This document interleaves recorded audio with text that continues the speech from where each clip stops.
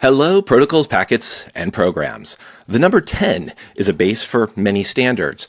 There's obviously the metric system, developed by the French to bring sanity to measures of weight and length. We use prefixes from the metric system in computing, with kilobytes, megabytes, and gigs. That 10 also appears in cybersecurity and AppSec's love of listing 10 things. Prefixes work for those lists, too. If you had 10 lists, you'd have a decalist. If you had 100 lists, you'd have a hectolist. And if you had 1,000 lists, you'd have OWASP. Which means this week we chat with James Kettle about the top 10 web hacking techniques of 2024, what goes into web hacking research, and how old hacks get new life. Start counting and stay tuned for Application Security Weekly. This is a Security Weekly production for security professionals by security professionals. Please visit securityweekly.com/subscribe to subscribe to all the shows on our network. It's the show to learn the latest tools and techniques to understand DevOps, applications, and the cloud. Your trusted source for the latest AppSec news. It's time for Application Security Weekly. AI is transforming applications, but with innovation comes new risks. Enter Noma, the first application security platform built to secure the entire data and AI lifecycle. From your AI supply chain to models and runtime, Noma protects it all. With a single platform that integrates seamlessly across your data pipelines, Jupyter Notebooks, ML Ops tools, code, and application SDKs, Noma delivers full lifecycle visibility, security, and compliance. Start securing your data and AI lifecycle at securityweekly.com/Noma. This is episode 318, recorded for February 17th, 2025. I'm your host, Mike Shima, and counting along, I'm here with one co-host, Kalyani Pawar. Hey, Kalyani. Hey, everyone. How's it going? It is going very well. It's also going very well for our Security Weekly listeners who want to save $100. That's a Deca 10, I guess, a Deca tenner on your RSA Conference 2025 Full Conference Pass. The conference takes place this April 28th through May 1st in San Francisco and on demand. To register using our discount code, visit securityweekly.com/RSAC25 and use the code 5U5 SecWeekly. And now we've got a really fun guest this week. James Kettle is the Director of Research at Portswigger, which, as most listeners already know, makes Burp Suite. Listeners should already know that he pioneers novel web attack techniques and publishes them at conferences like Black Hat USA. He's been there 8 years in a row now. His best-known research is HTTP desync attacks, which popularized HTTP request smuggling. Other techniques that trace back to his research include web cache poisoning, the single packet attack, server-side template injection, and password reset poisoning. Hello, James. Thank you for joining us. Hey, nice to meet you.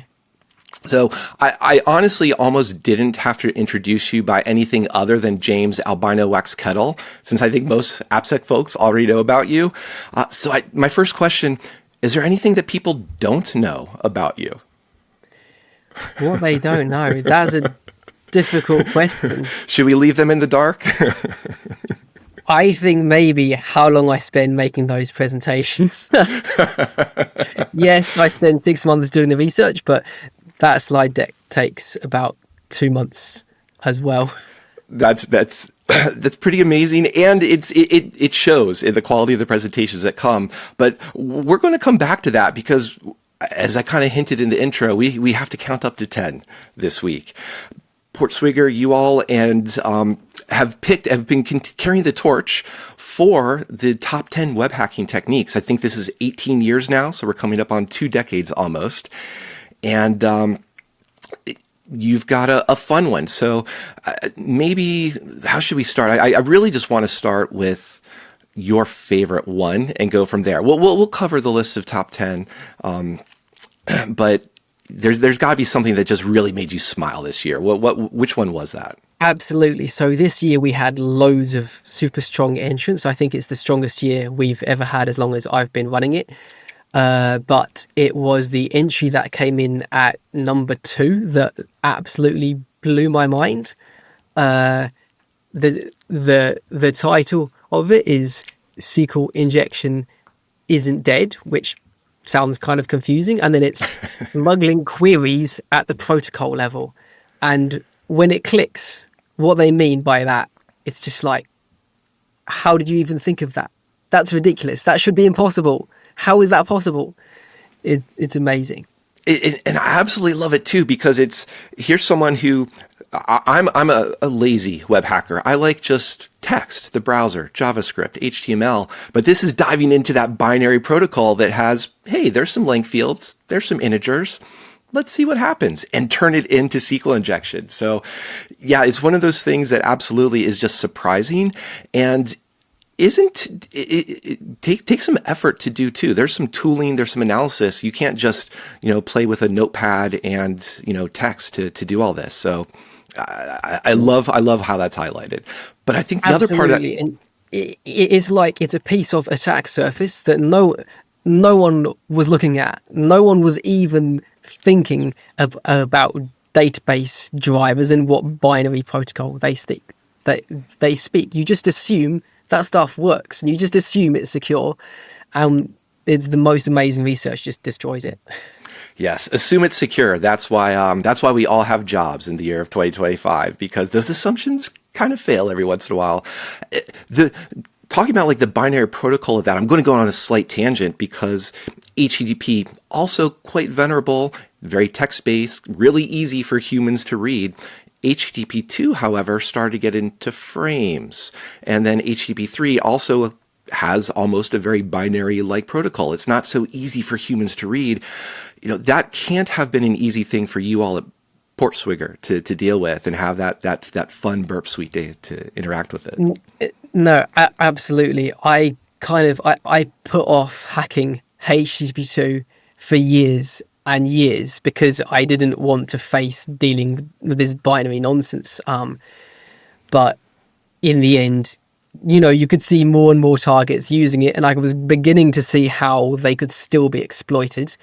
And so I set out just by trying to code my own HTTP2 client, and it never reached a point where I would recommend anyone ever attempt to use it, but it kind of demystified it enough to start hacking stuff. Now, there's all kinds of hacking stuff that still works with plain text specifications, plain text standards, if you will. And just going to number 10, this is hijacking OAuth flows via cookie tossing. And once again, it is really fun article. I think the other theme of these articles, in addition to web hacking techniques, they're very well written. They have wonderful technical detail to follow along and understand that, yes, this was legit research, but they're engaging and they're educational, even if you're a newbie to the world of web apps. But what stood out for me is that, I'm going to have to sigh, because we already talked about your favorite, which is SQL injection. Nothing new there. And here is talking about, ways of making XSS more consequential, which is like, wow, XSS has been around forever. But cookie tossing also made me think of the cookie sandwich research that you all have been doing as well. So, what do you have against cookies? That's something that my colleague published a couple of weeks ago. The thing with cookies that you maybe don't realize at first glance is just how ancient they are. This is a protocol that predates the same origin policy. And the same origin policy is what basically all the security in the browser is based on, except cookies. And so what that means is cookies are this absolute minefield of crazy edge cases. And then to try and fix all the security flaws, there's loads of patches and hotfixes and flags like HTTP only and same site and strict and so on. And basically, even if you take all of the flags that are possible and apply them all, you've still got something that's less secure than something like local storage, because the foundation it's built on is absolutely terrible. Oh, that's in a bit of history there too. If we go back to the early, first 2 or 3 years of the top 10 web hacking techniques, Flash was on there too, because Flash also had notoriously horrible security, but also lived out of that same origin policy. Hence, it was a really great thing to target. But what you just said there too is, local session storage. That's newer. That was, under the HTML5 umbrella. That's what made it big when it emerged. But people, it says session in it. Should that be local session management storage, or should we just keep using cookies? So personally, I think session storage is a much, much safer place to store session tokens, because it's got this strong foundation. It follows all the security principles that you would expect, all the security principles that everything else in the browser follow except for cookies. And so while people look at session storage and they're like, oh, but it doesn't have all these flags that cookies have, it's because by and large, it doesn't need these flags. It's true that JavaScript can access session storage, but if you look at how important cookie theft is for XSS exploitation, it's in the scenarios where you actually need it are incredibly niche, and they basically only arise when you've got stuff like cookies being sent to subdomains, which doesn't even happen with session storage. So it just comes back to use something like session storage or local storage even, and you don't get any unpleasant surprises down the line.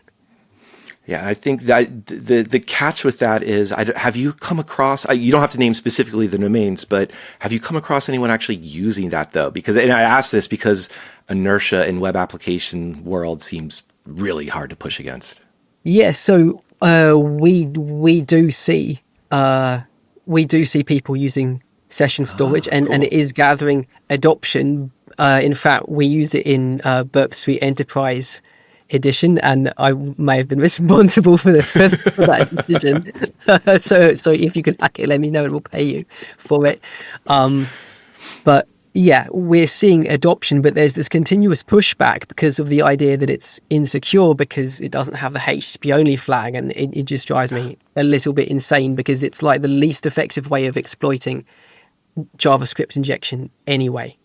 Yes, that feels to me very much like I've gotten past places I've worked, gotten a bug bounty report that says, assuming the same origin policy was broken, then I'm like, hold on, wait a second. You just made up a scenario that there's all kinds of other things that are going to go wrong here. So we kind of need to close that out. But some of the things that I am going to have to shake my fists at the sky and be like, why do we bother, is perhaps becoming the new motto for Application Security Weekly, is that we've had SQL injection, some cookie attacks or cross-site scripting, ways to make that more consequential in this case. There's also now something that I thought was a success in browser developers, in standards development, of introducing things like same-site cookie. You did mention that, the X-frame options that got rid of clickjacking. But we have double clickjacking. Are we going to have triple clickjacking next year? What precedent have you set here, James? This is, honestly, this entry is completely crazy. So there's a bunch of us on the panel, and I think that possibly all of us hated this when we saw it, because it's sort of really, really obvious in a way, but no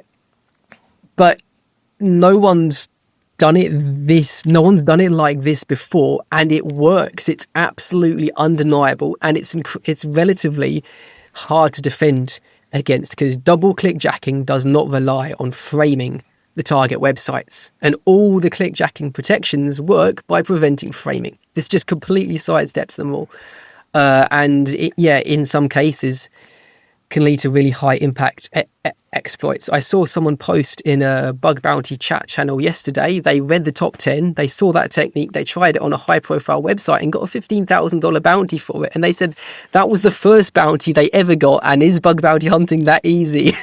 It's like, well, sometimes it is. Oh, I would love now to have somebody do the research and say, go back through the top 10 web hacking techniques from all the way back to 2006, or whenever bug bounty started. What were the most valuable, or what is the value in, what is the market cap of Portswigger's top 10 web hacking technique? So we're starting at 15,000. So we've got a minimum already. Listeners, let us know. I will come. So one of the things that I wish was on here was honestly something like HTTP2, HTTP3, WebAssembly, some of the newer types of technologies that are out there, people looking at areas that are new. And I almost saw that in ChatGPT account takeover. So this is number 9, but it's wildcard web cache deception. So there's a little bit of a twist and fake here that it's not about AI related. But of course, everything has to mention AI at one point. But this did have path traversal in it, so it speaks to my heart, and it points out the difference between CDNs that don't normalize and then websites that normalize. And so a %2f ... which feels very early 2000s, still works. And I think my question there is, are all the top 10 lists still going to be these simple things that still work? You know, where is the WebAssembly? Where is the HTTP3 research out there, do you think? I think the more modern tech is developed more with security in mind, so it's a bit of a tougher target, and it requires more investment to find a decent vulnerability in those systems, and the vulnerability is more likely to be like an implementation flaw rather than a specification issue. You know, you can just, whereas with the old stuff, you can just read old RFCs and it's absolutely insane. They're just explaining stuff that's clearly super, super dangerous. I actually, using ChatGPT, I asked it about a specific old technology, and it said that has security consequences. And it said, this technology, this feature is often combined with this other feature. And I'd never heard of combining these two things. This knowledge is completely not there in the security industry. So I combined them and instantly found a really nice vulnerability on a live target. And it's like, even ChatGPT doesn't think this is a security issue. It's just like a feature. The old stuff was just built with where you just trusted everyone, and it was just all flowers everywhere. It's wonderful for hacking. Well, let's talk a little bit about your research, because you kind of teased at the beginning. You know, you spend 2, maybe 3 months just on the slides alone, and then 6 months just on the research. So you're pretty busy over the year. What does it look like to just pick a target and cross your fingers and hope that you're successful on finding something to talk about from that target? I actually take a different sort of approach. I pick a concept, and then I try the concept out on every bug bounty target, with the collection I've got. So I try it out on around 30,000 websites, and I basically say, if it works on one website, I'm going to double down on it and invest more time. And if it doesn't work on a single website, I just need to move on and try something else. Yeah. So, and I'm curious too, because you mentioned, let's talk about where those concepts come from. Because I don't think you're able to ask ChatGPT for inspiration every time, but the key part there was looking at RFCs. So are you literally going back and just sitting around reading RFCs, and that's what gives you the inspiration for cookie sandwiches or request smuggling in other protocols beyond just HTTP? So RFCs is 100% where the cookie sandwich technique came from. You can also, I think you kind of need to, you can't just get inspiration from one place. That's not the best thing. The best thing you can do is you read an RFC or two and you look at existing research in the field that came out recently, and you try and find some really old research in the field, and then you try and merge those together and see if there's any overlaps or things that have been missed. If you take those together, often you can find something really, really nice. For example, part of what the cookie sandwich technique used was queue encoding, which my colleague Gareth Hayes used to exploit email parsing systems, and he published that research in August. So it's taking this ancient technology that was used to exploit one thing and then reapplying it to something completely different.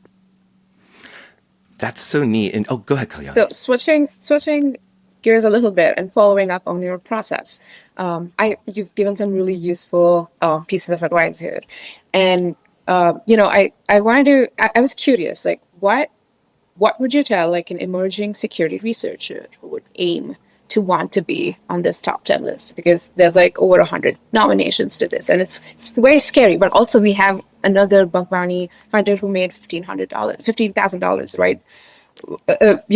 By using simple techniques. So like, what's a valuable piece of advice? Should it be for their process? Should it be for the mindset? What is it?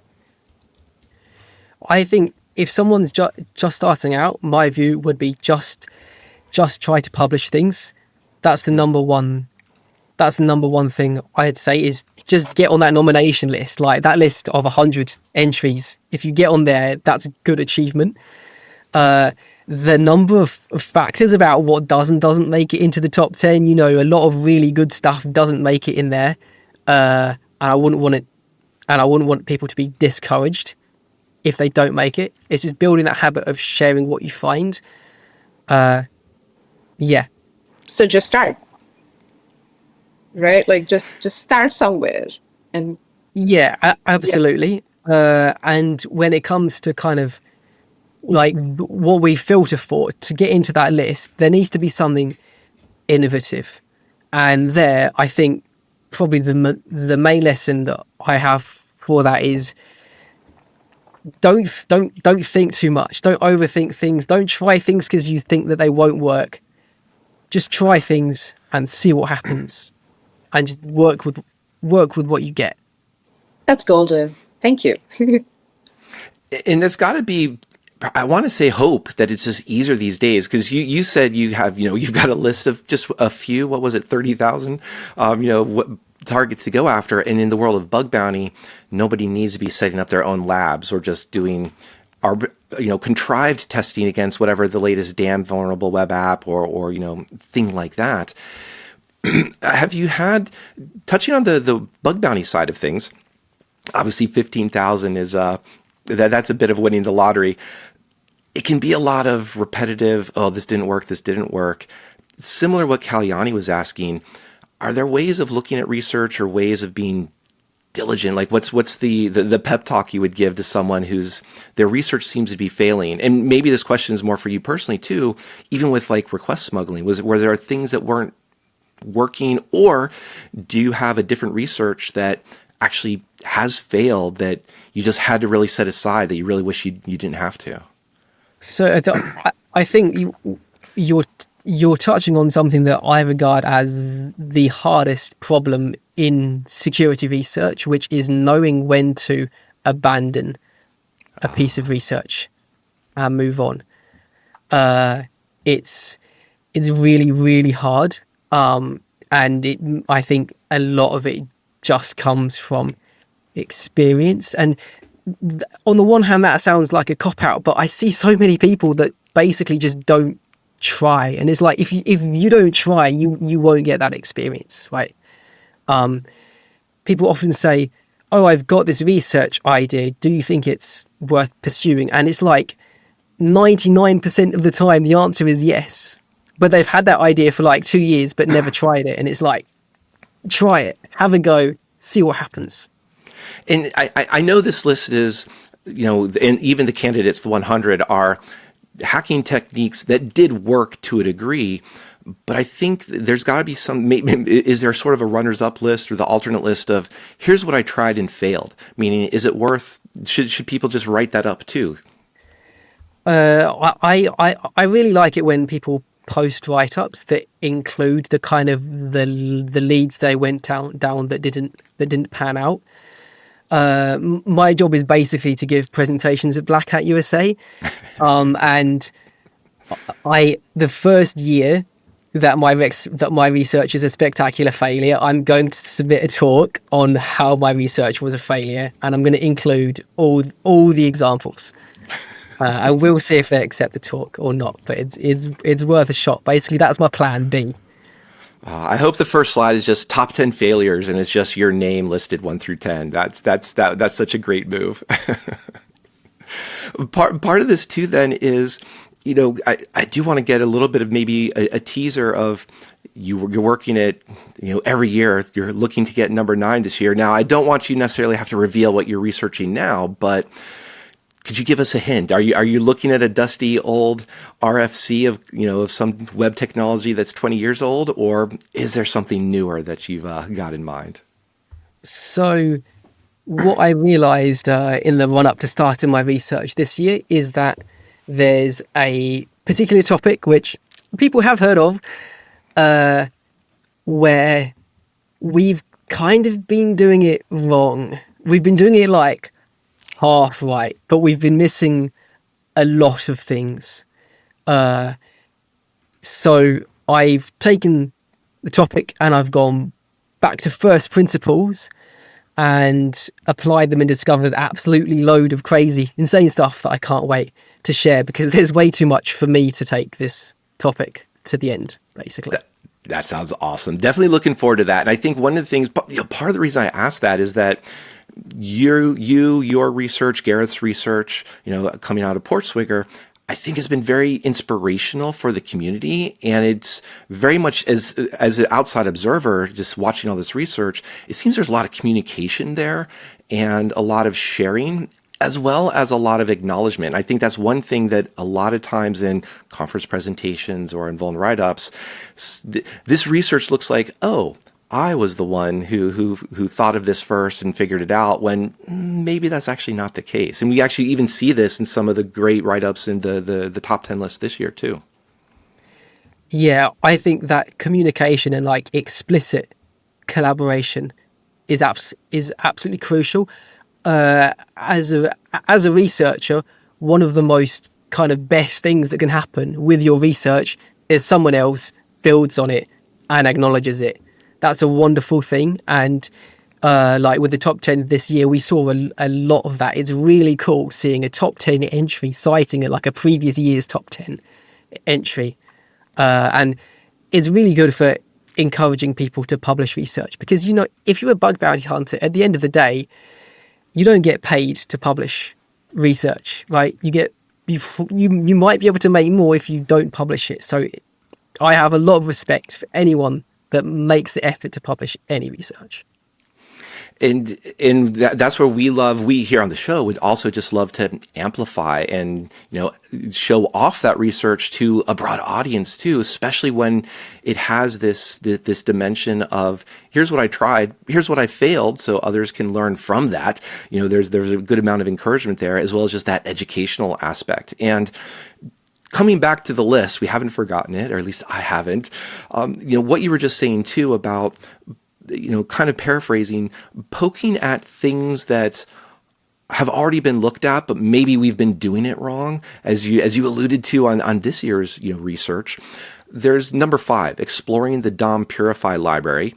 That looks pretty cool, just in the sense of, sure, it's XSS. I have to shrug a little bit, but it's looking how exactly does this work?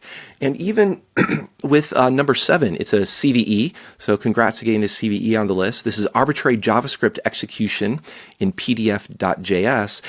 And the key part of that is that PDFs, their spec supports JavaScript as a scripting language, but this came through the font rendering. So they didn't focus and say, how does JavaScript, could be abused here? How can the fonts be abused? And that I thought was just really, really neat, and just that clever thinking about what did somebody not talk about or think about looking at this?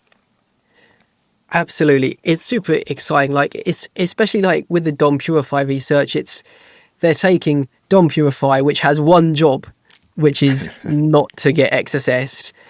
And then they're going to absolutely crazy depths into browser internals to hit that target. And so, although you might glance at it and be like, oh, well, that bug's been patched, that article is the foundation you would use if you wanted to find your own bypass for DOM Purify or for any other XSS sanitization library. So that's what makes it, that's what gives it this kind of long-term value, which is what we're really looking for with the top 10. And yeah, and there's long-term value is a great thing to point out too, because there's a theme too of I tend to be dismissive of cross-site scripting attacks because you've got a self-reflected highlight, alert pop up or something like that.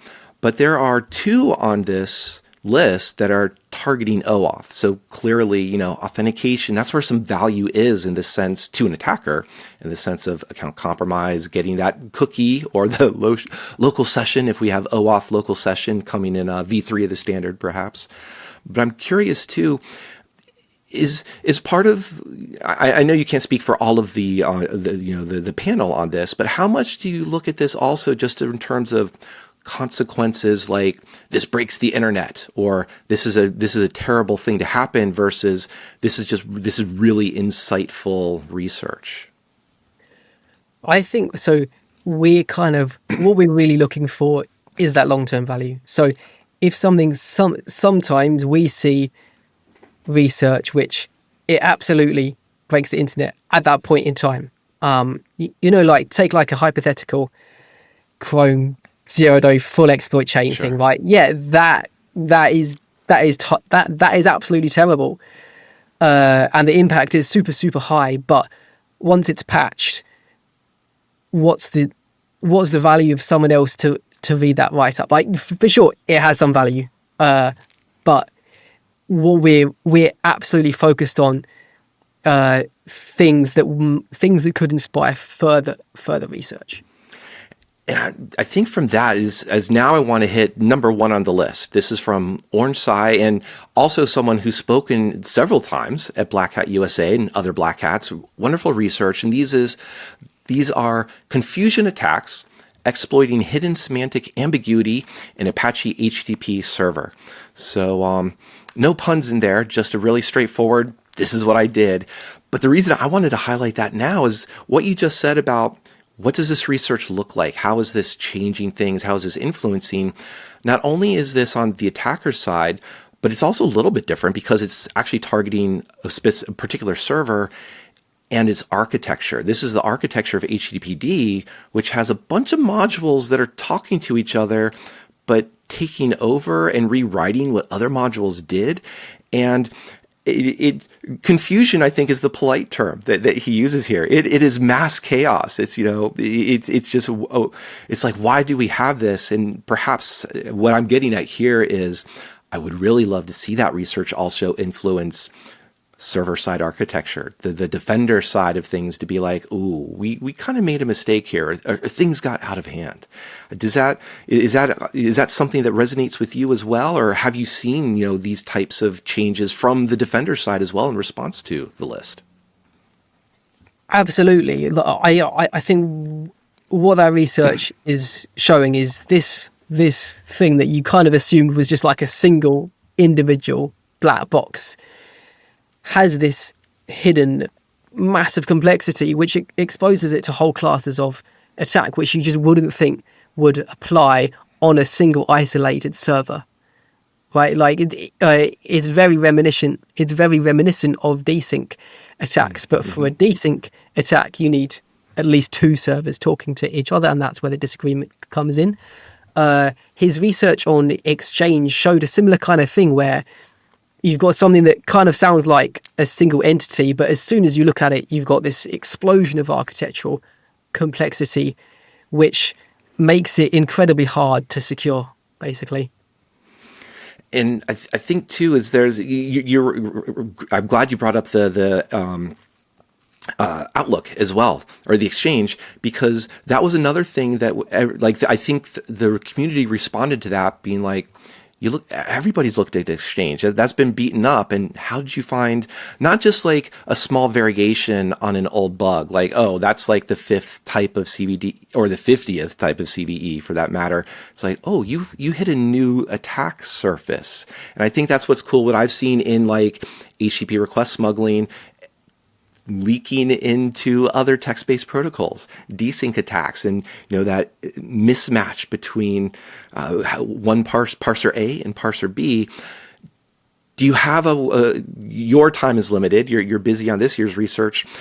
Do you have a list that you would love other people to go and look at like that, in terms of, I stay occupied, stay busy? Absolutely. So I think that that research that Orange Sci has done on Apache, I think that style of research could be applied to probably quite a few other high-profile targets with similarly spectacular results. Something else that we've kind of seen glimmers of is request smuggling style kind of text-based protocol attacks on SMTP, and I'm pretty sure that more could be done then. More could be done there. That I think that protocol is absolutely ancient. It's got all these parsing issues, and it's used for things like password reset emails that are absolutely critical. So there's definitely some very nice bugs waiting to be found there too. Very nice bugs, some very dusty RFCs, absolutely. And I'll just repeat from my perspective, all the text-based protocols, those just feel so easy to get into. But I don't want to discourage anyone from doing that number 2, that SQL protocol level and binary analysis, because once you have a field length and some data, you start checking, oh, does this field length actually, should I trust it? Can I abuse it? Do I do underflows, overflows? All kinds of fun things. I love that because it also helps destroy this idea of kind of like the specialization kind of silos, because you might be like, oh, integer overflows, they're for people that hack thick clients, but then you've got someone using an integer overflow to get SQL injection on a website. That is just beautiful. So you're clearly a very positive person, James. Over the last year, 2024, like CISA here in the US has come out with secure by design, secure by defaults. They're talking about memory safety. You know, if 2025, we start having lots of memory safety, does this worry you at all? Is your research going to dwindle and dry up? Are you going to have to get a new job? I'm not too concerned about that. Basically, the trend that I'm seeing is complexity, and especially like architectural complexity, is going up over time, and that means kind of inconsistency vulnerabilities, which are basically what I specialize in, are going up over time.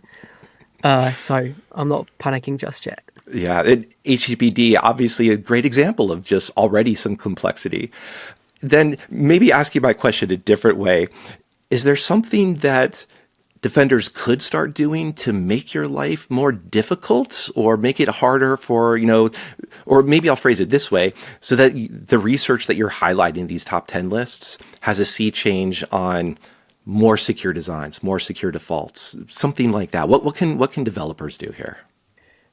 I think kind of catching up is like we've had stuff like session storage, stuff like HTTP2 since like 2015 or earlier. Just adopting these technologies that are 10 years old now would make a massive difference. HTTP2, if you use HTTP2 end to end and don't convert it to HTTP1 and back again, it's very, very difficult to do request smuggling on that. And if you can achieve it, it's almost impossible. So I think adoption of these technologies that have been around for 10 years is what we need. We don't need like newer, even shinier tech to fix the issues that we're seeing right now. Like if you adopt session storage, then cookie tossing doesn't work. I think half the OAuth attacks wouldn't work either. Like, yeah. Oh, that's interesting. I think that's a little bit of a callback to why I was wishing to see, one, just some WebAssembly type of security research, but just WebAssembly usage. And this is where I'm just struggling to find where are people doing cool things with WebAssembly, because it has those neat sandboxing and isolation properties, not only just memory safety, but isolating from the file system. It's a great thing for doing parsing within it, image parsing, image filters, these types of things that are often rife with, parsers are great ways to be memory safe, but to go reading off by one or doing weird things. If we could do more dangerous parsing client side, that'd be quite nice. You look at like the amount of effort that Google and so on have to put into sandboxing their paths and server side. It's absolutely crazy. It's insane. And some of the other technologies I'm going to have to clear my throat and struggle to get this out, but ChatGPT or generative AI LLMs, that did show up on this year's list, even though it was really just within the CDN, but it was how ChatGPT was using it, and it got into some auth leaks. So I'm not taking away from that research at all. You mentioned having actually ChatGPT suggest something that was actually helpful inspiration for your research. And LLMs are not going away, regardless of what my personal thoughts are. What does the future look like, either for you personally in this area of research or the list, or even, in Portswigger more generally? So on a research level, I think they're super useful basically as a better way of kind of getting access to that knowledge that's out there on the internet that tells you about vulnerabilities, if only you can find it. Right, like for example, I found a Stack Overflow post where you just read the top answer on the Stack Overflow post, and if you have any security knowledge, you realize you can just instantly hack like a well-known piece of software just by reading that. But a developer wrote that; they didn't realize the consequences. But that skill of, if you can ask that, ChatGPT has read that answer, so if you can ask it the right question, maybe you can find that out too. On a broader level, the stuff at Portswigger, we've been experimenting with using AI to augment manual testing, and we've found some pretty cool stuff. So we've just launched the capability to easily make your own burp extensions, which can then integrate with AI, and we've built a couple on the research team, including one called Shadow Repeater, which it watches what you do. So you just do your normal thing when you're trying to hack something, and it just watches in the background and it tries variations and it tells you if anything works. So the end result is crazy because you can like make a typo or use the wrong kind of syntax or try and get the wrong file, and it will be like, oh, I'll try and get a different file. Oh, I found the file, and it just tell you. And that took us like 3 days to build that tool. It's insane. That's it? So wow. Okay. We're still adjusting to this reality now. I play D&D a lot, and what you just described sounds wonderfully like the find familiar spell. Just somebody who's coming around and doing that assistance for you. I love it. I bring that up too, just because throughout this conversation, for those who just listened to the audio, James has been smiling this whole time. I think the answer, I already know the answer to the question I'm going to ask, but this list has been around for 18 years. You've been doing Black Hat for 8 years in a row. Is web hacking still fun? 100%. Yeah, absolutely. It's absolutely wonderful because the scope is so massive. You can do whatever you want with it. There's a million ways you can specialize. If you get bored of a technique, you can just look at a different technique. And there's so much depth available everywhere, and it's really intellectually rewarding too. That's awesome, man. It sounds like that it's fun now, and it's going to be fun for perhaps another 8 years at least, I'm going to guess. It should be, yeah. I think it's going to get a bit more chaotic maybe, but it should stay fun. Chaos can be fun. James, before we let you go, we always have to ask one last question of our guests, and that is to describe AppSec in 3 words. So turn it over to you. What have you got for 3? Chaos lies beneath. Also sounds like a great hook to a D&D campaign. So this is I'm smiling at this now. I love it. James, this has been a really fun conversation. Listeners will have obviously a reference to the list in our show notes. We'll have a list of some couple other references to James's work and the work coming out of Portswigger research. James, just want to say thank you once again for joining us. This has been a fun conversation. Cool, thank you. I want to say thanks to Kalyani as well, and thanks to everyone who's been joining us.